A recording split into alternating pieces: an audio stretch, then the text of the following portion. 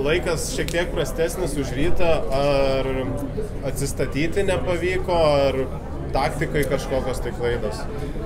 Nežinau, gal biškai ir gal policija buvo toks labai viskas gavos toksai skubėtinai, nes praktiškai grįžau su savo komandos nariais, kurie plaukė estafetę, tai turėjome maždaug, nežinau, 3 valandas, 2,5 valandos tokias laisvos, atsistatymai panašiai, bet galbūt toksai nerimas, jaudulys gal biškai kirto koją pačiam paskutiniam kalrūme, prieš išeinant į areną, nes jau buvau, kaip sakoma, toksai užsivedęs panašiai ir tas apdovanojimų ceremonija tokia netikėta buvo, nes jau buvau pasiruošęs plaukti, reikės jau ir ta ceremonija toksai atrodo vėl biškai prislopino, biškai mane toksai ir gal gavos, toksai plius minus, bet nežinau, iš pačio plaukimo bent jau man asmeniškai jautės tikrai geriau negu ryte. Gal toks įsidėsimas buvo, bet aišku, gal manyčiau, per lėtai pradėjau pirmą distancijos pusę.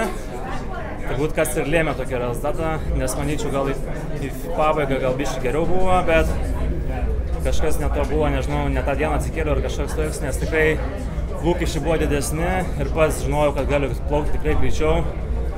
Bet yra kaip yra, reikia tiesiog džiaugtis, ką turi dabar 15 pasaulyje, tai manyčiau pakankamai gerai. Taip.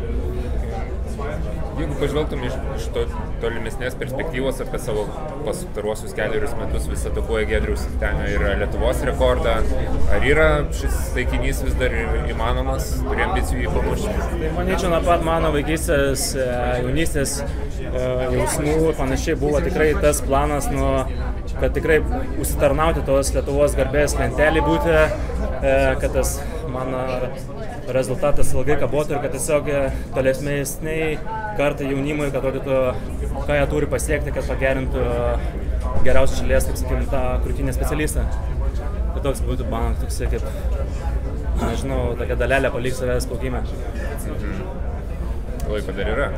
Laiko dar yra, manyčiau, nes tikrai matomas pagal, kad 31 metų vyrai gali plaukti dar virš 59, tai aš manyčiau, kad čia tas amžius nėra, kaip sakoma, toksai didelis skirtumas, tai svarbiausia toksai nuoseklus geras darbas ir žinoti suprasti, ką darai plaukime, manyčiau. Kaip, Andriau, šitam čempionate vertinamas baseino greitis, jeigu lygint su kitais čempionatais, olimpiniam žaidynėm? Manyčiau, baseinas tikrai yra pakankamai geras, labai nesudėtingas, kaip dažniausiai būna, nes kiek atsimenu, kai buvom praeitais metų Dohai, tai ten būdavo tokie labirintai. Čia viskas labai tiesiog paprasta dėliota, tai manyčiau viskas tikrai labai gerai yra.